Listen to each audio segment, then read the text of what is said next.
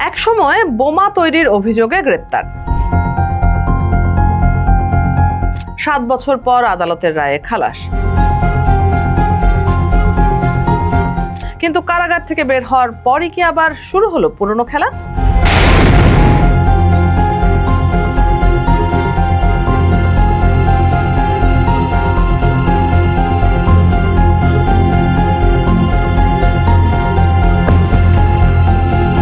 সাভার থেকে মতিঝিল একের পর এক বোমা উদ্ধারের তদন্তে আবার সামনে আসছে একটি নাম, বোমারু মামুন। পুলিশ তাকে খুঁজছে, কিন্তু বারবার কিভাবে পালিয়ে যাচ্ছেন তিনি? নাম তার নাজমুল হাসান মামুন ওরফে বোমারু মামুন। বোমা বানানোতে কম বয়সেই পাকিয়েছেন হাত। 90 জেএমবির এই সক্রিয় সদস্য মাত্র 21 বছর বয়সেই গ্রেপ্তার হয়েছিলেন বিস্ফোরক তৈরির অভিযোগে। তার বানানো বোমা দিয়েই 2017 সালে রাজধানীর পান্থপথের হোটেল ওলিওতে চালানো হয় ভয়াবহ আত্মঘাতী হামলা। অথচ চলতি বছরের জানুয়ারিতে আদালতের এক রায়ে সেই ওলিও হত্যা মামলা থেকে খালাস পেয়ে যান মামুন সহ সব আসামি। রায়ে আদালত তাদের বিগত ফ্যাসিস্ট সরকার বিরোধী রাজনৈতিক কর্মী বলে উল্লেখ করেছিল। জামিনে বেরিয়ে এসে থেমে থাকেননি তিনি। সম্প্রতি দেশের নানা প্রান্তে একের পর এক বোমা উদ্ধার ও বিস্ফোরণের নেপথ্যে মূল কারিগর হিসেবে আবারও উঠে এসেছে এই মামুনের নাম। তাকে ধরতে এখন হন্যে হয়ে মাঠে নেমেছে পুলিশ।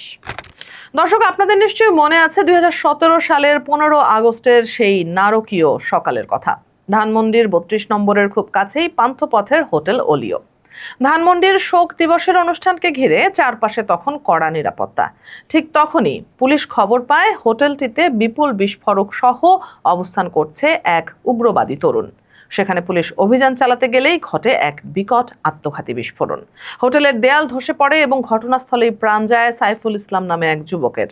পরবর্তী তদন্তে নেমে আইন শৃঙ্খলা বাহিনী জানতে পারে হোটেল ওলিওর সেই ঘাতক বোমাটি নিজ হাতে তৈরি করেছিলেন 21 বছরের তরুণ নাজমুল হাসান মামুন। ওই বছর শেষ দিনে ঢাকা মেট্রোপলিটন পুলিশের counter terrorism and transnational crime CTTC unit Uttara থেকে তাকে গ্রেপ্তার করে। এরপর কেটে গেছে কয়েক বছর। চলতি বছরের 5 জানুয়ারি ঢাকার সন্ত্রাস বিরোধী বিশেষ ট্রাইব্যুনাল হোটেল ওলিও মামলার রায় ঘোষণা করে। আসামি পক্ষের আইনজীবীদের যুক্তি ও নথিপত্র পর্যালোচনা করে আদালত রায় দেন মামলাটি ছিল তৎকালীন সরকারের রাজনৈতিক উদ্দেশ্য প্রণোদিত। রায়ে বলা হয় আসামিরা সবাই বিগত সরকারের বিরোধী রাজনৈতিক নেতাকর্মী। ফলে মামুন সহ মামলার 11 জন আসামি বেকসুর খালাস পেয়ে কারাগার থেকে বেরিয়ে আসেন। একইভাবে মুক্ত হন মামুনের অন্যতম প্রধান অনুসারী আরিফ ওরফে ইমরানও। কিন্তু প্রশ্ন হলো, কারাগার থেকে বেরিয়ে তারা কি আদৌ স্বাভাবিক জীবনে ফিরেছিলেন? সিটিটিসির সাম্প্রতিক চাঞ্চল্যকর তদন্ত বলছে একেবারেই না, বরং মুক্ত বাতাসের সুযোগ নিয়ে তারা ছায়ার মতো নীরবে গড়ে তোলেন এক নতুন জঙ্গি নেটওয়ার্ক। ঘটনার সূত্রপাত গত ডিসেম্বরে কেরানীগঞ্জের উম্মুল কুরা নামের একটি মাদ্রাসায় শেষ রাতে হঠাৎ বিকট শব্দে বিস্ফোরণ ঘটে। দিনই শিক্ষার আড়ালে সেখানে গোপনে চলছিল উচ্চমাত্রার বোমা তৈরির কাজ। অসাবধানতাবশত ঘটে যাওয়া সেই বিস্ফোরণে আহত হন মাদ্রাসার পরিচালক শেখ আলামিন ও তার পরিবার। তবে রক্তাক্ত স্ত্রী সন্তানদের ফেলে রেখেই ঘটনাস্থল থেকে পালিয়ে সাভারে মামুনের আস্তানায় গিয়ে আশ্রয় নেন আলামিন। পরে সেখান থেকে যান দোলাইর পাড়ে আরিফের গোপন বাসায়। পুলিশ পরবর্তীতে দোলাইর পাড়ে অভিযান চালিয়ে আলামিনকে গ্রেপ্তার করতে পারলেও শেষ মুহূর্তে সটকে পড়েন আরিফ ও বোমারু মামুন। এরপর থেকে দেশের নানা প্রান্তে একের পর এক ঘটতে থাকে রহস্যময় বিস্ফোরক সংক্রান্ত ঘটনা।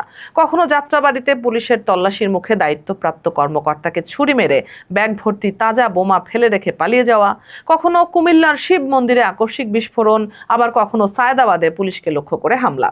এমনকি গত জুলাইয়ে সনাতন ধর্মাবলম্বীদের উল্টো রথযাত্রার সময় মতিঝিল মেট্রো স্টেশনের নিচে ছাতার ভেতরে রাখা হয় ভয়ঙ্কর পাইপ বোমা, আর আশুলিয়ার চারাবাগের এক চায়ের দোকানে ফেলে রাখা হয় প্রেসার কুকার বোমা। সবশেষ ঘটনাটি ঘটে সাভারের শ্যামপুরে। চারাবাগের ঘটনার পর আস্তানা বদলে শ্যামপুরে আব্দুল জলিল নামের এক শয্যাশায়ী বৃদ্ধের বাড়িতে ঘর ভাড়া নেন আরিফ। নিজের পরিচয় দেন আব্বাস আলী, পেশা বলেন গাড়ি চালক।